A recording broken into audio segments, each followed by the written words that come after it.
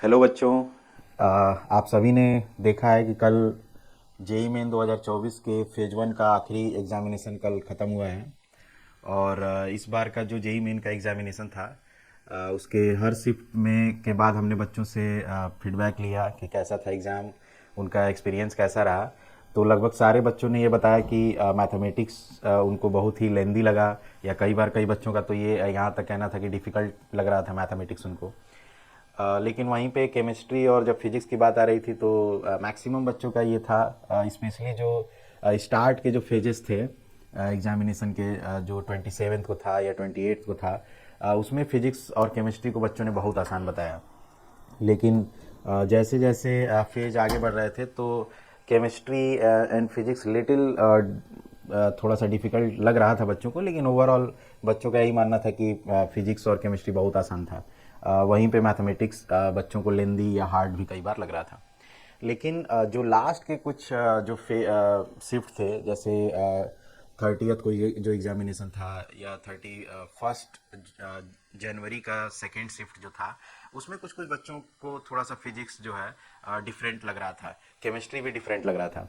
हालांकि मैंने भी देखा पेपर्स जो बच्चों ने अपने मेमोरी के बेस पर हम लोगों से साझा किया, तो पेपर तो डिफ़िकल्ट नहीं था, लेकिन हाँ ये था कि कुछ कुछ प्रॉब्लम्स ऐसे थे जो कि थोड़ा सा अगर उसको केयरलेसनेस अगर उसमें दिखाता बच्चा एग्जाम के ड्यूरिंग, तो उसमें गलती वो कर सकता था।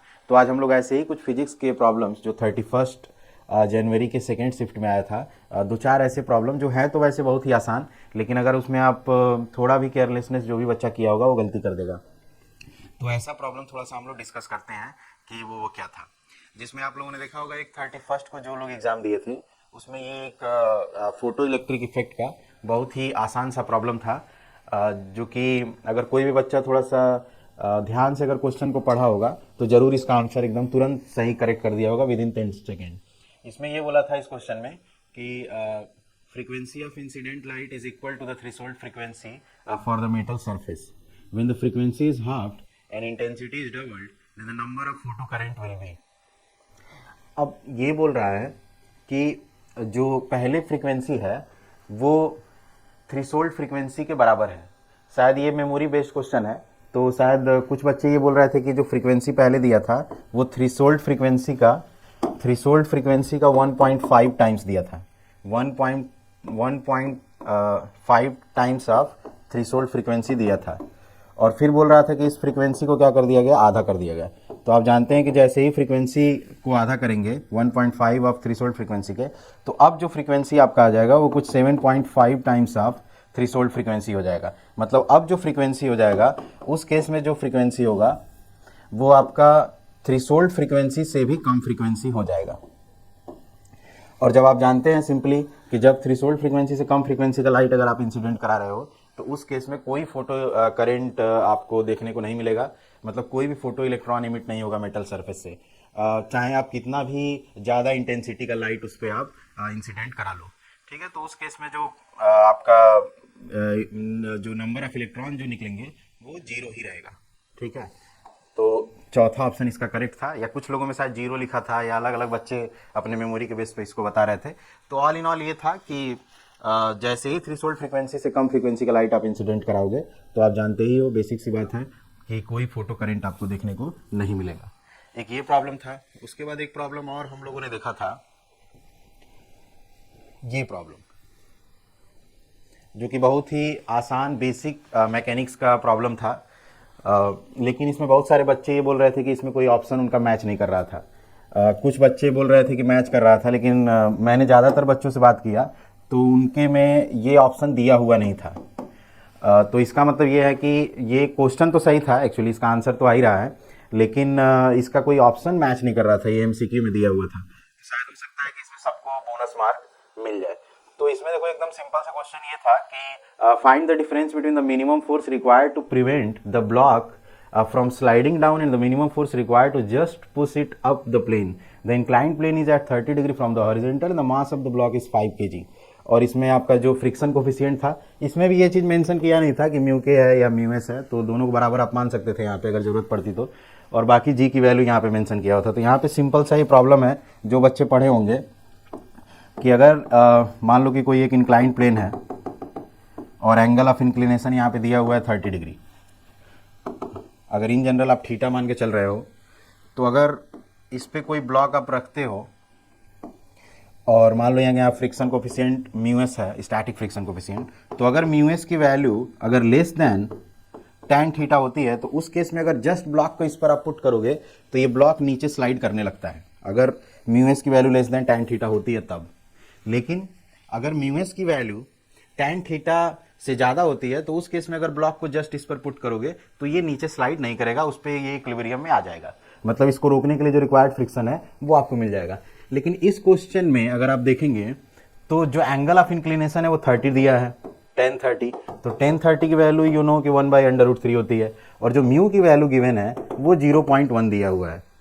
ठीक है, तो यहाँ पे श्योर है कि जो tan 30 है यहाँ पे वो ग्रेटर देन म्यू एस है। तो इसका मतलब ये है कि अगर इस ब्लॉक को यहाँ पे पुट करोगे तो ये ब्लॉक क्या होगा, नीचे की तरफ स्लाइड कर जाएगा।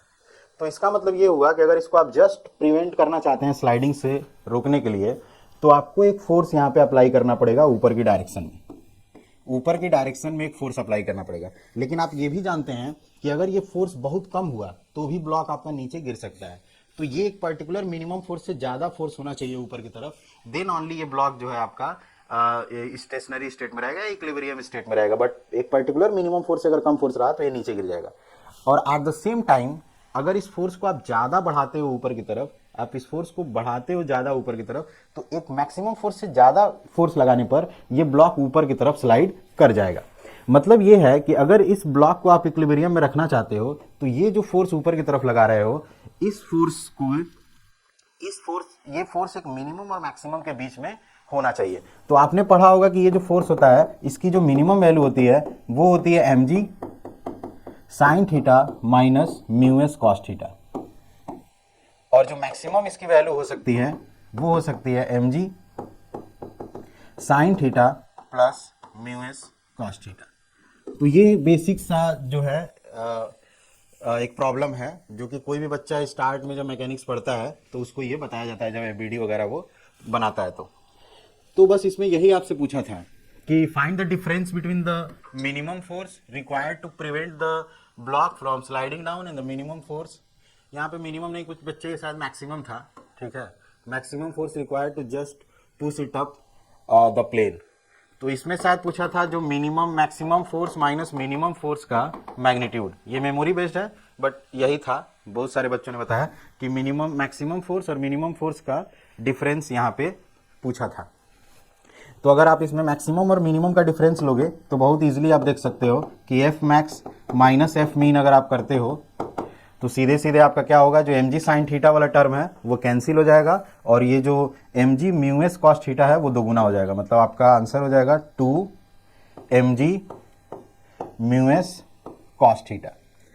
अब जो इसमें डेटा गिवन था उसके अकॉर्डिंग अगर आप फाइंड करने की कोशिश करोगे इसकी value mu mg 2 mg mu S cos theta की, तो यहाँ पे 2 और m की वैल्यू कितनी गिवन थी 5 kg, g की वैल्यू 10, म्यू एस की वैल्यू 0.1 और cos थीटा cos 30 की वैल्यू √3/2। तो यहाँ से सीधे सीधे आपको क्या मिल जाएगा, ये हो गया 100 और ये आपका 10 √3/2 मीन्स इसका आंसर होना चाहिए था 5√3 न्यूटन। तो बहुत सारे बच्चों ने ये बताया कि ये जो 5√3 यहाँ पे तो दिया हुआ है बट ये शायद ऑप्शन में था नहीं, तो इसका मतलब ये है कि आंसर तो आ ही रहा था इस क्वेश्चन का, क्वेश्चन भी एकदम करेक्ट था, लेकिन इसका कोई ऑप्शन मैच नहीं कर रहा था। तो इसमें मेरे ख्याल से सबको बोनस मिलना चाहिए, या मे भी शायद ड्रॉप भी किया जा सकता है क्वेश्चन, लेकिन बोनस मिलने के चांसेस ज़्यादा दिख रहे हैं। उसके बाद एक और प्रॉब्लम था, ये वाला क्वेश्चन था जो कि एसएचएम में आपने बेसिक पढ़ा होगा, इस प्रॉब्लम को देखा होगा, वहाँ पे कोई भी कितना भी बेसिक प्रिपरेशन किया होगा जेई का तो उसको ये क्वेश्चन जरूर दिखा होगा। लेकिन इसमें थोड़ा सा बहुत आसान क्वेश्चन था लेकिन इसमें गलती होने के चांसेस थे, और मैंने बहुत सारे बच्चों से बात किया तो बहुत ही मतलब उनका फिजिक्स अच्छा भी है लेकिन उनको इतना ज़्यादा आसान लगा कि वो करते गए एकदम तेजी में क्वेश्चन और छोटा सा उनसे मिस्टेक हो गया और ये क्वेश्चन उनका गलत हो गया है। इसमें ये जो सिस्टम है आपका स्प्रिंग ब्लॉक सिस्टम, इसका टाइम पीरियड पूछा था। ये मास m दिया हुआ था और सारे जितने भी स्प्रिंग इसमें आपको दिख रहे हैं सबका स्प्रिंग कांस्टेंट k था। तो ये तो सिंपल सा है, आप जानते हो कि ये दोनों एक तरीके से काइंड ऑफ पैरेलल में हैं, तो इनका जो इक्विवेलेंट आएगा वो 2k आ जाएगा। इन दोनों का जो इक्विवेलेंट होगा ये 2k हो जाएगा, और ये 2k और ये k ये दोनों सीरीज में हो जाएंगे, तो इनका जो इक्विवेलेंट हो जाएगा ये 2k/3 हो जाएगा। और फिर इधर तो आपका k है, तो इधर का जो इक्विवेलेंट आपका आया 2k/3 और इधर का k, तो इनका टोटल जो इफेक्टिव k अगर आप यहाँ पे देखोगे तो ये हो जाएगा आपका k into 2k divided by 3 और divided by k plus 2k/3, k plus 2k/3। तो यहाँ से हमको सीधे सीधे क्या मिल जाएगा 2k/3 मल्टीप्लाइड बाई 3/5। तो यहाँ से आपका 3 से 3 कैंसिल हो जाएगा और आपको मिल जाएगा 2k/5। इसमें किसी भी तरह का कोई प्रॉब्लम नहीं है, बहुत ही आसान से ये था। ये आपका जो पैरेलल में है तो ये k और k 2k हो गया, फिर ये इसके साथ k के साथ सीरीज में है, तो ये सीधे सीधे आपका 2k/3 हो जाएगा। और फिर सिमिलरली जो है ये जो यहाँ पे 2k/3 है और ये जो k आपको दिख रहा है ये दोनों एक दूसरे के पैरेलल में हैं। तो अच्छा पैरेलल में है तो आप सीधे सीधे इसके लिए ज़रूरत ही नहीं करने की, आप सीधे ये कर लोगे k प्लस 2k/3 कर दोगे, क्योंकि ये और ये पूरा सिस्टम जो है आपका पैरेलल में है। तो यहाँ से आपका बन जाएगा 5k/3। तो जो इफेक्टिव k आ जाएगा वो 5k/3 आ जाएगा। अब इफेक्टिव के 5k/3 आ गया, तो टाइम पीरियड आप सिंपली जानते हो क्या होता है 2π/m/k आपने पढ़ा होगा, k इफेक्टिव लेते हैं हम यहाँ पे। तो यहाँ पे जो आ गया 2π/m/k इफेक्टिव, k इफेक्टिव जो आपका है वो है 5k/3। तो यहाँ 3 क्या हो जाएगा ऊपर चला जाएगा। अब यहाँ पे सबसे बड़ा चीज़, अब कई सारे बच्चे, क्योंकि यहाँ पे a की वैल्यू पूछा हुआ था, a की वैल्यू पूछा हुआ था, तो कई सारे बच्चों ने क्या किया जस्ट जो है यहाँ पे a की वैल्यू 3 मार दिया है सीधे, उनका आंसर a की वैल्यू सीधे सीधे 3 आ गया है। लेकिन वो यहाँ पे भूल गए हैं देखना, वो भूल गए हैं कि यहाँ पे बाहर क्या है 2 है, लेकिन यहाँ पे केवल बाहर क्या है पाई दिया हुआ था। तो इसका मतलब अगर इस 2 को अंदर ले जाएंगे तो ये हमारा हो जाएगा π/12m/k। तो यहाँ पे एक्चुअल में a की जो वैल्यू आनी चाहिए थी वो 12 आनी चाहिए थी, लेकिन बहुत सारे बच्चों ने a की वैल्यू 3 मार कर दिया है, जबकि उनको ये क्वेश्चन आ रहा था, उसके बावजूद भी उनसे ये क्वेश्चन गलत हो गया है। तो इस तरह की छोटी छोटी मिस्टेक्स जो है बच्चों ने एग्जाम के ड्यूरिंग कर दिया है, पेपर आसान आने के बावजूद भी। इसी तरह से कुछ और भी प्रॉब्लम था, उसको भी हम लोग देख लेते हैं।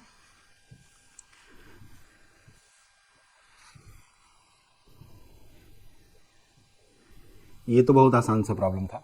एक ये प्रॉब्लम था जो बहुत ही बेसिक सा न्यूक्लियर फिजिक्स का प्रॉब्लम, जो न्यूक्लियर की साइज से रिलेटेड प्रॉब्लम था। तो इसको ज़रा देखते हैं। इसमें बोला था कि a nucleus has mass number a1 and volume v1, और एक another nucleus V has mass number a2 and the volume v2। और a1 a2 में रिलेशन गिवन था कि जो a2 है वो 4 टाइम्स ऑफ a1 है, तो आपको v2 की वैल्यू बतानी थी। तो ये बहुत ही आसान सा क्वेश्चन था, क्योंकि यहाँ पे देखो दिया हुआ है a1 जो दिया है a1 a2 की वैल्यू गिवन है, a2 की वैल्यू जो गिवन है 4 टाइम्स ऑफ a1 है। वॉल्यूम जो है पहले वाले का v1 गिवन है और दूसरे वाले का क्या गिवन है v2 गिवन है। तो आप एक चीज जानते हो कि जो आपने जब आप प्रिपेयर कर रहे होगे न्यूक्लियर फिजिक्स में आपने देखा होगा कि जो कोई भी जो न्यूक्लियस होता है उसकी जो डेंसिटी होती है उसके वॉल्यूम मास नंबर इन सब चीज़ों पे डिपेंड नहीं करती है। जितने भी न्यूक्लियस है उसकी जो डेंसिटी है वो इंडिपेंडेंट है इन सारी चीज़ों से। मतलब यहाँ पे जो दो न्यूक्लियस की बात कर रहा है A1 जिसका मास नंबर है और फिर A2 एक का मास नंबर है, तो दोनों का जो डेंसिटी है वो बराबर है। तो यहाँ पे अगर वॉल्यूम गिवन है और डेंसिटी बराबर है तो जो A2 होगा जिसका मास नंबर A2 है उसको हम क्या लिख सकते हैं डेंसिटी इंटू वॉल्यूम, और जिसका A1 मास नंबर है उसको हम क्या लिख सकते हैं डेंसिटी इंटू उसका वॉल्यूम।